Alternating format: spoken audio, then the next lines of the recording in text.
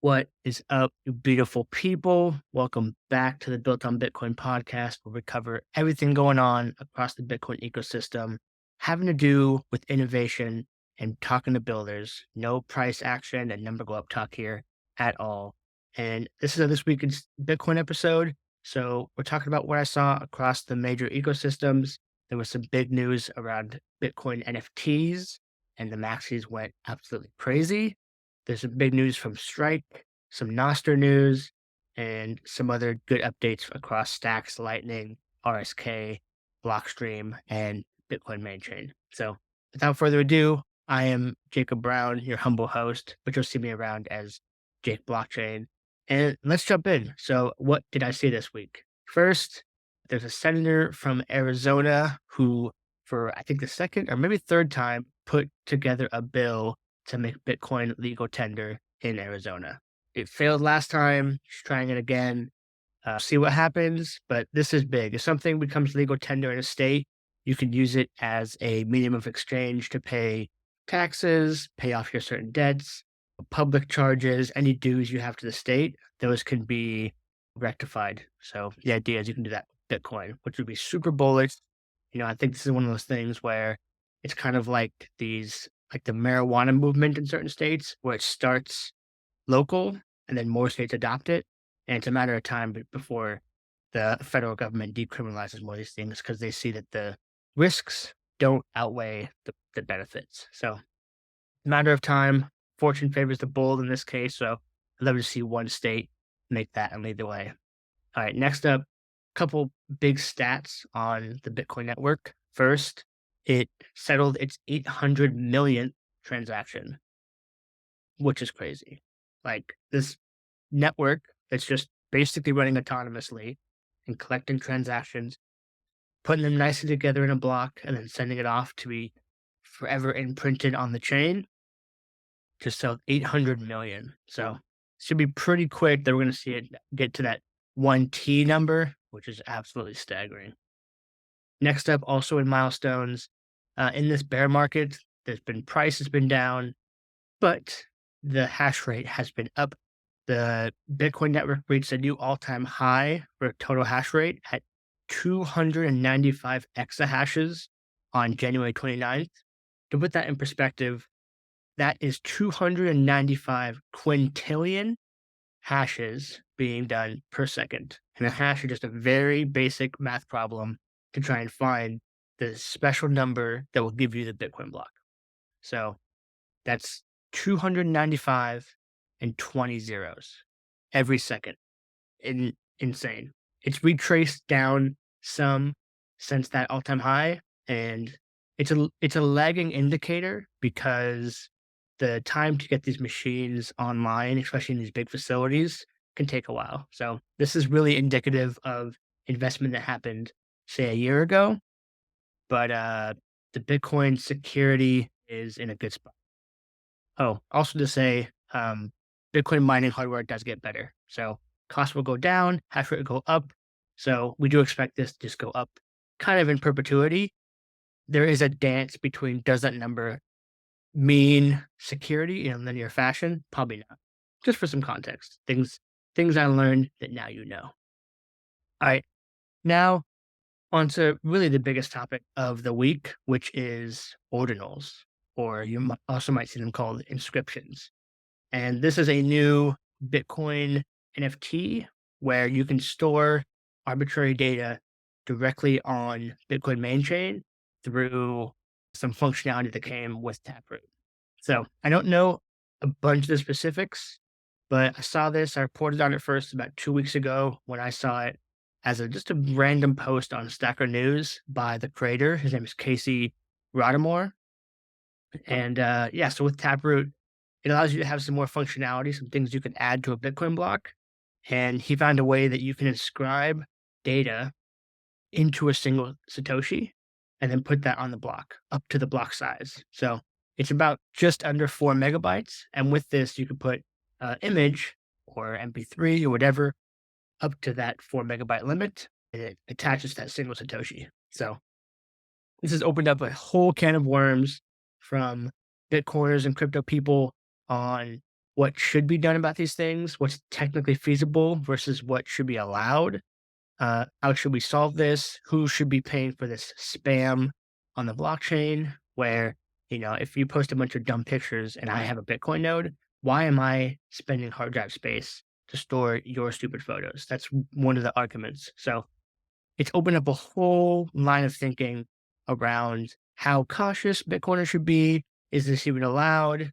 Um, should we be vilifying builders? Should we be vilifying future upgrades? A ton of stuff. It's also increased talks around sidechains and pushing things like BIP 300 or say stacks as Bitcoin layers and making them easier to use will make ideally Bitcoin main chain less of a reason to put NFT data there. So very interesting. I'm very curious to see how this all plays out. But personally, I think this is super, super, super bullish on Bitcoin layers. All right, so that's it for Bitcoin main chain. Now jumping into Bitcoin layers. But first, a quick word from our sponsor. We all know Bitcoin is for the innovators, the revolutionaries, and the builders looking to build a better world for themselves and for the next generation. We also know the saying, the best time to plant a tree is 20 years ago. The next best time is right now. The same thing applies to building on Bitcoin. If you want to come build with the most active developer community building new use cases for Bitcoin, then it's time you make the leap to learning Clarity.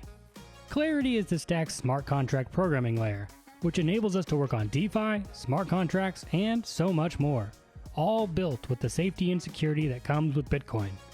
Start today by going to start.stacks.org. Start.stacks.org has a 5-step journey that will take you from complete Stacks novice to teaching you Clarity all the way to finding a job with a Web3 Stack startup. Don't wait another month, year, or decade waiting to get involved in the Bitcoin ecosystem. Start building on Bitcoin today. Go to start.stacks.org to start learning and building today.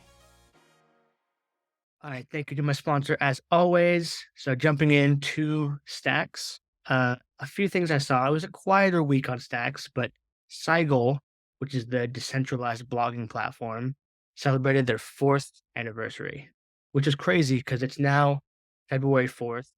Stacks 2.0 mainnet launched on January 14th of 2021, so it's just over 2 years old, which means Seigel's been building since before mainnet launched when Stacks was Blockstack. And yeah, so they're OGs and they're still building. So props to them for continuing on this journey. The product's getting better and better every month. I use it myself. All right, next up on some Trust Machines, SBTC news. First, Trust Machines hired 6 new blockchain engineers in the past few months, mostly focused on core infrastructure and blockchain work, which is huge. And one of those guys that was hired is Igor Sylvester, and he was recently interviewed on the Hero Systems podcast by Max, and they went deep into SBTC and the technical specifications and in its current state, how it's going to work. So this is a working live thing. They have the basic structure figured out in the white paper. You can read and check it out, but there's still some things that are in actual details being figured out. But if you want to be at the bleeding edge of what SBTC might look like, this podcast with Igor and Max, highly recommend. All right, moving on to Lightning, which is typically one of my favorite topics because there's just so much going on and it's a fantastic experience to use. I'm super bullish on Lightning. So with that said, Strike, which is the payment app that's trying to make payments kind of like Cash App, but for strictly using Lightning in as many places as possible.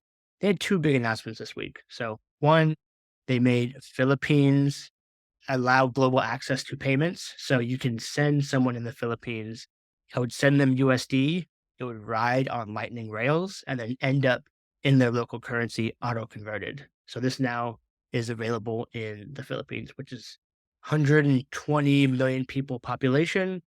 And yeah, Strike has been super targeted at this market, which is the cross-border remittance kind of Western Union market.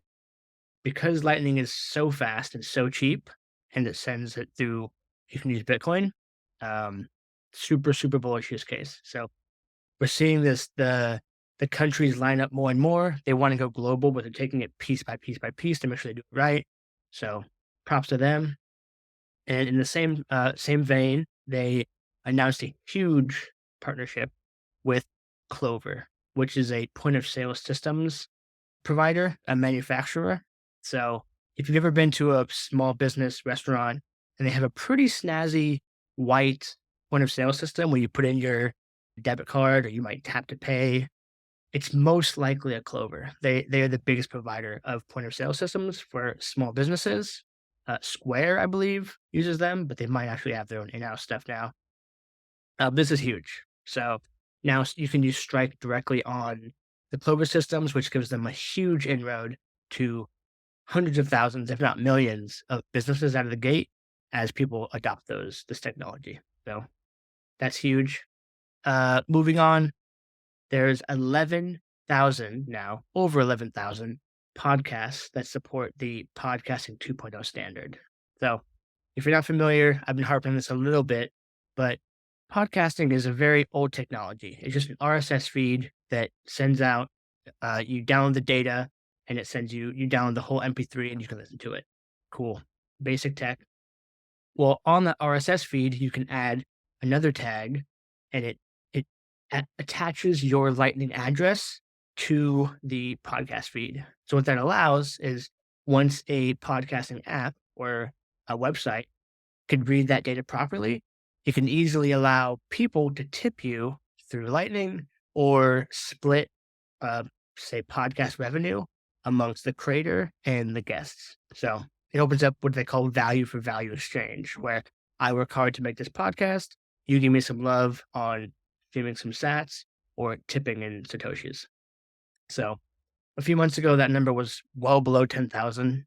And now we're already at almost 12. It's approaching 12. So nice to see these frictionless borders between creator and people being able to tip in a cheap way getting better and better. On that same note, one of the easiest places and pretty cool ways to use Lightning in a frictionless way on an application that has some value is Stacker News, which is kind of like Hacker News, but to post something, you have to have a Lightning wallet with some sats in it. And if you every time you post or comment or like something, it costs you fractions of a penny. And so the idea is that if you have to have some costs to comment, then the signal to noise ratio just goes up and up and up. And so Stacker News hit 1,000 monthly active users tipping sats on the platform. So bullish metric for people actually trying this out. And then last in Lightning-ish news, it's really more Nostr, which is a decentralized messaging platform. But Damus, which is the most popular Twitter clone that uses Nostr, the protocol, made an iOS app, submitted to the App Store, and got approved. So now there's a Twitter alternative officially on the App Store that you can use and use your decentralized public key and talk in that fashion. No one can shut you down. And on that same note, there's some interesting work being done by Larry from New Internet Labs to integrate BNS names, .btc names into Nostr. So very, very interesting space to be watching. All right, last two little updates. First, RSK. They've been having some problems over the past couple months where there was an update to Bitcoin Core. It was flagging that RSK pegged out transactions as invalid. And so people couldn't peg out their Bitcoin using the official main peg out protocol. You had to go through Sovereign or some other side wallets that would allow you to do that. Well, now, as of last week, there's an upgrade that was put forward, and now it's back on live. So everything is working as it should. So props to them. That was tough to see, but glad to see it's back online. We need all the Bitcoin innovation we can get. All right, and then last, but I mean, I won't even go there. Last on the list is Blockstream, which raised a $125 million fundraise focused on mining services. So Blockstream does a ton of things. They have the Liquid blockchain, which is a side chain allowing smart contracts on Bitcoin. It's a federated network. They do a ton of research into Core Lightning, which is their version of a Lightning client. They do Bitcoin Core work. They have a hardware wallet, but they also have mining hosting services. So you pay them monthly and they'll spin up a miner for you, host the hardware, pay the electric costs, do all the stuff. Then you pay them a fee to secure the network, but also get your Bitcoin rewards. So they raised 125 million to expand that hosting services. It's mainly for institutional players, and secondly is to conduct R&D to create their own Bitcoin miner. So this is an interesting space that's kind of nascent right now. I think there's two main mining companies. There's Bitmain and there's one other one, which I can't remember the name of, but I think Cash App is working on their own miner. I think it's working inside of Spiral, Square, and now Blockstream is doing it. So there's a few companies trying to. Oh, and Intel is working on a chip. So there's quite a few companies trying to crack this ASIC specified chip production and like mining infrastructure. So going back to that hash rate argument earlier, expect that number to go astronomically high in the next decade or so. And it doesn't necessarily mean the network is that much more secure, but it will obsolete older hardware. So yeah, thing to watch. So that is what I saw in This Week in Bitcoin. Thank you for listening. If you can, listen on Fountain, which you could type into your iOS or Android app. It's a fantastic podcast player, and it makes it dead simple to send me some love via sats. You can do it by the minute or just send me a tip. I will love you forever. But that's it. Until next time, I'll see ya. Love y'all. Peace.